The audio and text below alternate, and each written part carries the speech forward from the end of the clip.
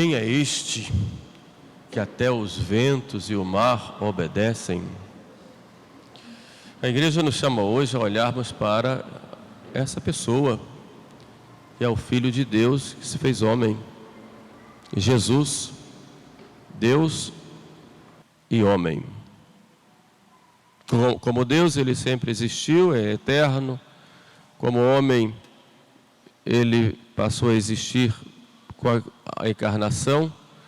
Mas Deus se mostra a nós no seu amor, na sua bondade, e podemos humanamente falar no seu anseio de vir a nosso encontro para estabelecer conosco comunhão. E por isso ele cuida de nós e cuida também da sua esposa, que é a igreja. Podemos olhar dessa cena evangélica da tempestade serenada, dois aspectos. O primeiro, o cuidado que nosso Senhor tem com cada um de nós para atingirmos o nosso fim. O segundo, o cuidado que Jesus tem com a sua igreja. Essa barca aí representa a igreja, que é divina na sua essência, mas humana nos seus membros, que é santa e é cheia de pecadores. Por isso ela é santa e penitente pelos pecados dos seus filhos. Assim é a vida humana, assim é a igreja. Realmente a igreja, ela enfrentou na história muitos momentos bons. Aquela mesma barca, que segundo a tradição era a barca de Pedro, ela tinha feito pescas milagrosas, encheu de gente, né? Assim a igreja, sempre evangelizando, acolheu tantas pessoas, encheu-se de gente. Começou com um grupinho pequeno em Jerusalém, depois se espalha por todo o mundo. E é a grande construtora da civilização ocidental, a nossa igreja. Mas ela também passa por muitas borrascas e muitas tempestades e passou na sua história desde o começo e até os dias de hoje. E assim como nós também enfrentamos tempestades, e são muitas na nossa vida, dúvidas, perseguições, maus tratos das pessoas, também problemas interiores, crises interiores, assim também a igreja. E o que fazer, né?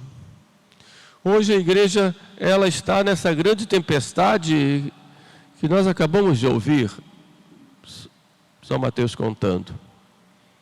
E parece que Jesus dorme. Nós não conseguimos entender o silêncio de Deus, que é sempre um mistério, mas Deus aparentemente se silencia e aparentemente dorme, exatamente para querer de nós provas da nossa fé. Nós temos todos os meios para a nossa salvação. Isso ele não tira da igreja. A igreja, que é sacramento de salvação e que é o único meio de salvação que Deus colocou para nós aqui na terra, fora dela não há salvação, porém ela enfrenta tantas tempestades. Eu gostaria de refletir com vocês hoje 3 grandes avalanches ou ondas que invadiram a igreja, seja por fora, seja por dentro. Por fora, a igreja sempre é perseguida, sempre. Muitos homens apareceram na história e juraram destruir a igreja, juraram acabar com ela, desde o início. Juraram calar a igreja, a voz da igreja, destruir, matando os cristãos, matando os chefes da igreja, como alguns imperadores fizeram. E durante a história, hoje ainda ocorre isso. Temos que acabar com a Igreja Católica, porque é a única instituição que pode impedir o nosso domínio sobre as coisas e sobre as pessoas. Tá, essa perseguição à igreja. Mas nessa perseguição dos que vêm de fora, nós nos entregamos a Deus e deixamos Deus agir. Não vamos nunca desanimar se nos perseguem, se nos maltratam, se nos tiram os bens, como diz São Paulo, se nos matam, não importa. Esse não é o maior problema. O maior problema é quando as ondas entram no barco e começam a destruir por dentro e perseguir por dentro a verdadeira fé. E hoje nós podemos pegar 3 grandes ondas, além de outras, contra as quais temos que ter cuidado, porque elas nos atingem pessoalmente. A primeira é a onda do que se chama hoje de uma teologia horizontal, que veio a desembocar no que se chama teologia da libertação.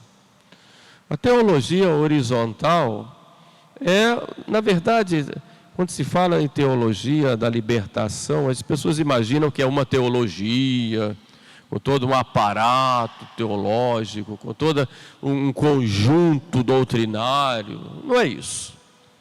A teologia da libertação, ou horizontal, é um método teológico. É uma visão teológica a respeito de fatos e a respeito daquilo que nos veio da igreja. É um olhar e cria um verdadeiro sistema, né, metodológico, em que olha Jesus Cristo como um homem, e apenas isso, no máximo um homem que foi tomando consciência de sua missão, e Jesus olha esse homem, olha o homem, a realidade humana, em vista sobre o prisma da pobreza, e de uma pobreza material, e esse homem Jesus é um grande transformador da humanidade, um homem que vem transformar no sentido material, para criar uma espécie de paraíso aqui na Terra. Então toda a visão da teologia da libertação cai no erro de uma escatologia mal compreendida, né?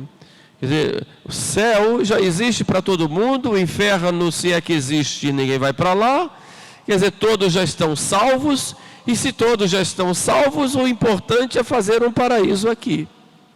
E para fazer esse paraíso, Jesus vai usando uma espécie de revolta contra os poderes constituídos, e esse paraíso vai ser construído através da luta de classes, dos oprimidos contra os opressores. Antigamente se colocavam os oprimidos como os camponeses, nos tempos de Jesus, depois contra os excluídos, entre aspas, da sociedade, e hoje coloca a luta de classes contra tudo, todos contra todos, para que possam um dia chegar a uma espécie de paraíso aqui na Terra.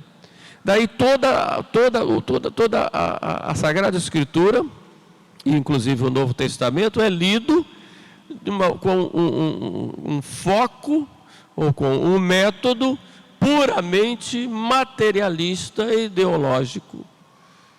Esse é o grande erro. Isso cria um sistema mental nos chamados teólogos, entre aspas, ou nos sacerdotes, ou naqueles agentes de pastoral, que não enxergam outra coisa na Sagrada Escritura, a não ser a horizontalidade, sem nenhuma dimensão do infinito, ou se tem, isso é segundo plano. A questão do pecado, a questão da graça, tudo isso é segundo plano. O que importa é nós termos ações aqui na Terra para tornarmos este mundo, como eles dizem, melhor.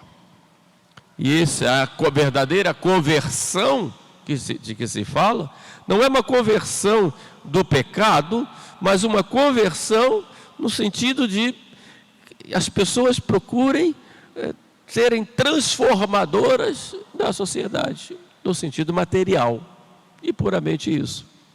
Daí o excesso de cuidado com as coisas materiais, a chamada ecologia, que eles chamam hoje de ecologia integral e tudo mais.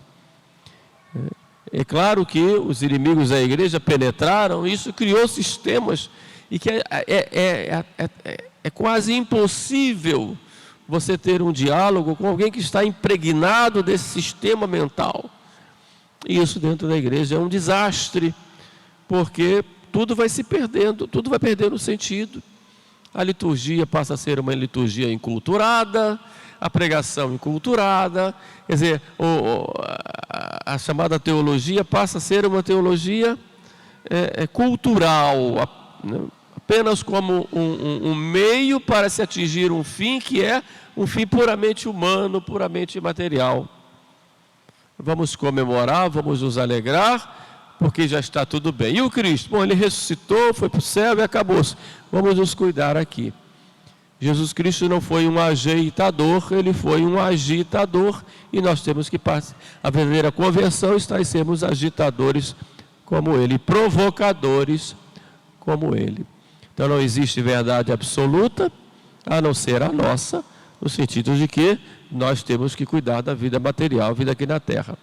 Esse método teológico é um desastre na igreja, que vem já desde o início do século XX e que vai tomando força, sobretudo depois do Concílio Vaticano II, com a chamada teologia da libertação, em que se pega um método puramente marxista para fazer a leitura teológica, e nós chegamos ao ponto em que estamos hoje. É realmente um desastre.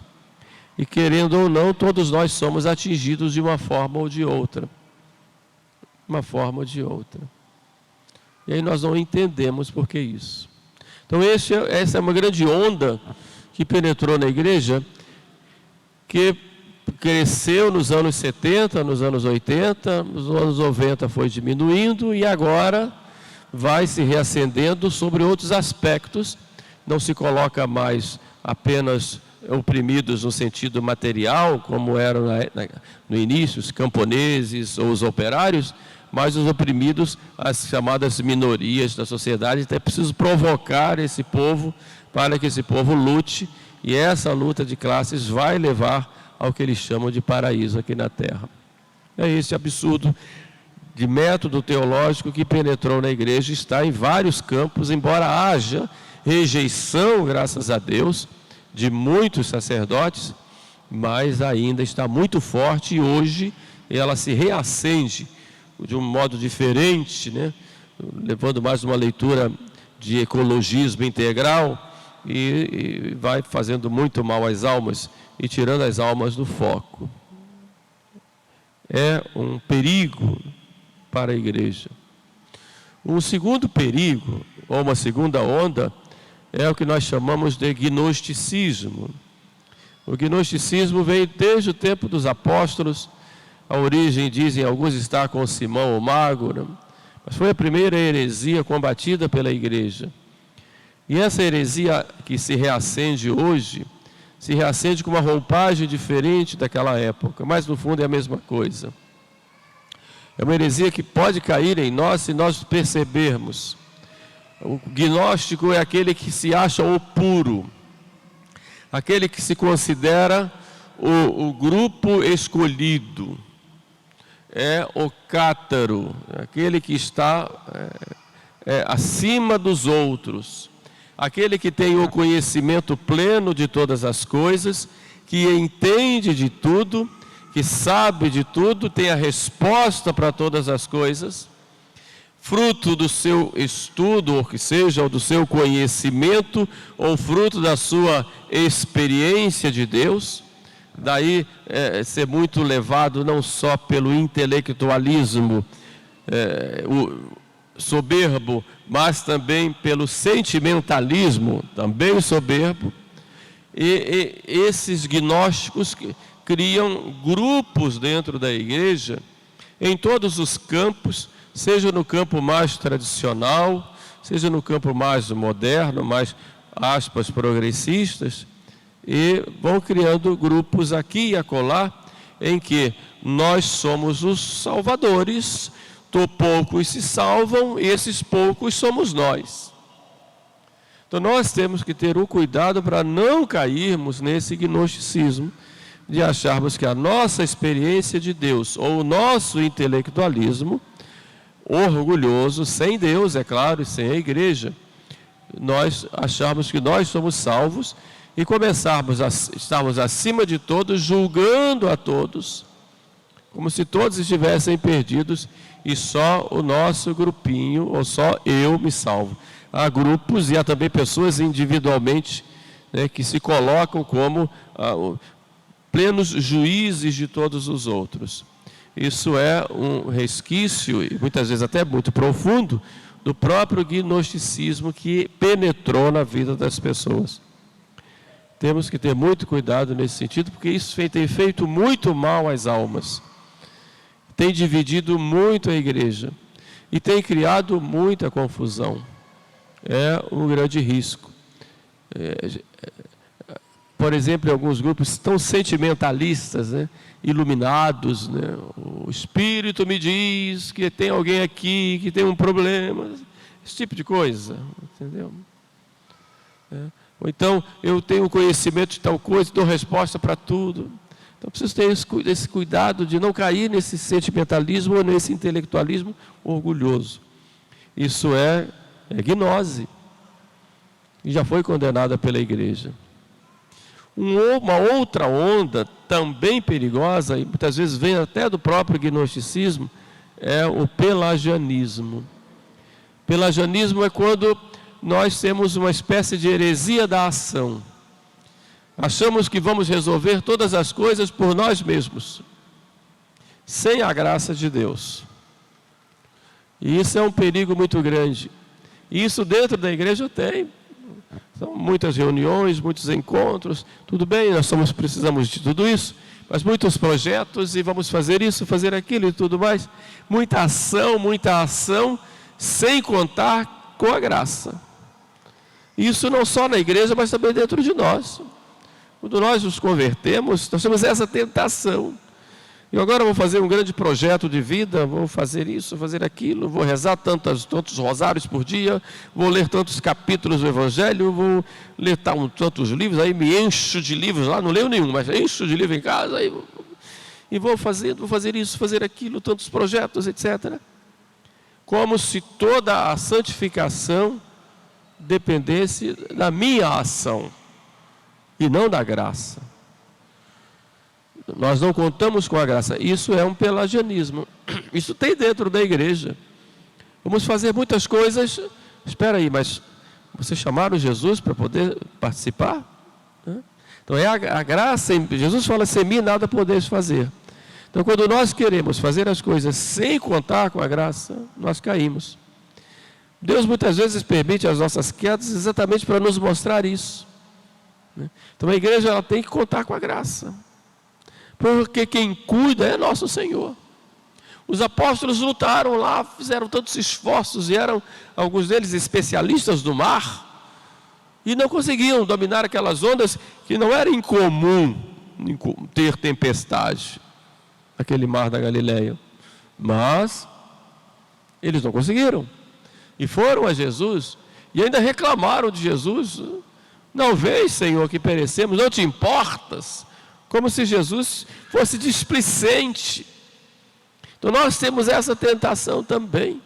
Como se Jesus não estivesse olhando para nós, fosse displicente e deixasse a igreja ao léu, ou deixasse a nossa vida ao léu. Não.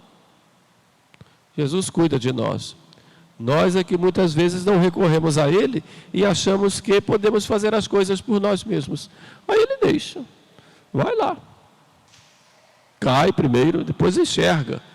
Eu estou aqui, homem de pouca fé. Então esse pelagianismo é um perigo na nossa vida espiritual.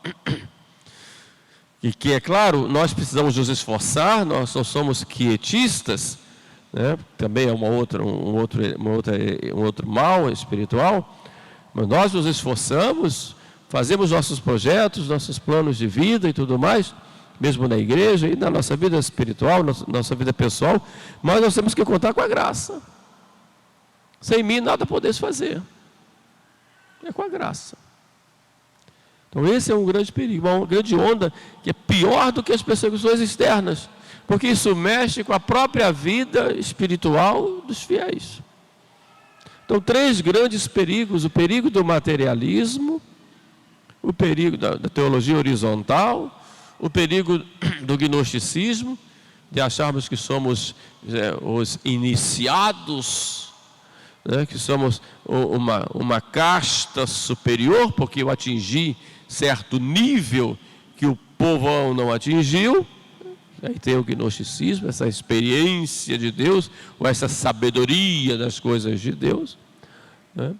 Ou o pelagianismo, de achar que vou fazer as coisas por mim mesmo, sem contar com a graça de Deus. Ou se vou contar, apenas eu sei que Ele vai me ajudar, então já está a meu serviço, sem humildade. Qual é a resposta a tudo isso? Como agir então diante de tudo isso, né? Primeira coisa é termos humildade, né? Sem humildade não se consegue construir nada na vida espiritual e na vida da igreja. Somos frágeis. Tanto a nossa vida quanto a igreja é uma frágil embarcação guiada por nosso Senhor. Sem Ele nós não podemos nada. Então temos que ter humildade. Reconhecer a nossa fragilidade, nossa pequenez, e aí sim recorrer.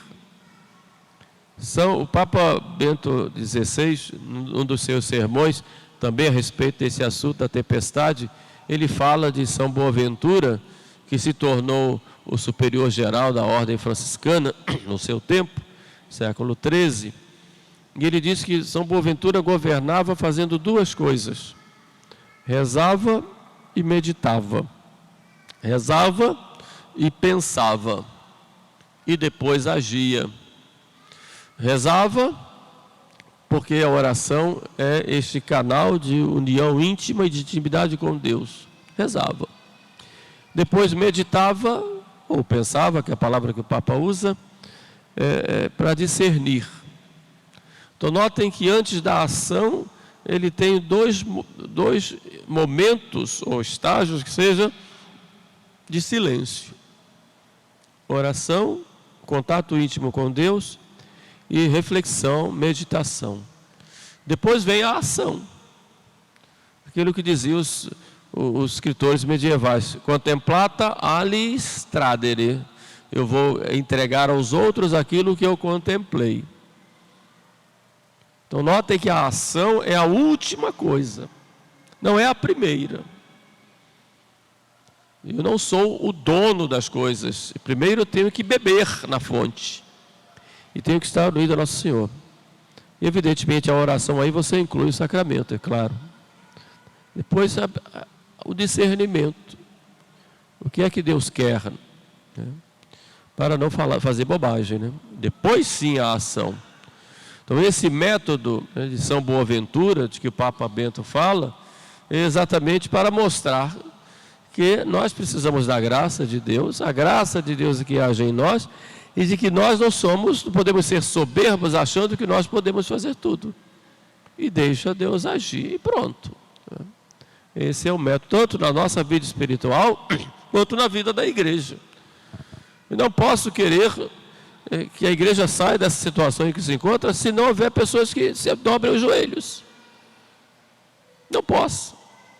Se não houver pessoas que procurem se instruir na fé à luz do magistério, não posso.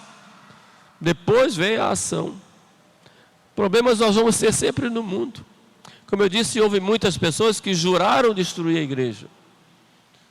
Eu nunca me esqueço daquele Juliano apóstata que jurou destruir a igreja. E depois, numa batalha, ele foi atingido no peito, e colocou a mão no peito, encheu a mão de sangue, e ele, caído por terra, jogou para o alto e disse: venceste, Galileu. Esse é o fim de todos aqueles que querem destruir a igreja. Podem hoje terem seus exércitos, seus meios de comunicação. Um dia eles vão jogar o sangue e vão reconhecer que o Senhor venceu, porque Ele é o Senhor das vitórias. Ele é o Rei. E por que nós duvidamos? Porque temos pouca fé. Portanto, a tempestade passa.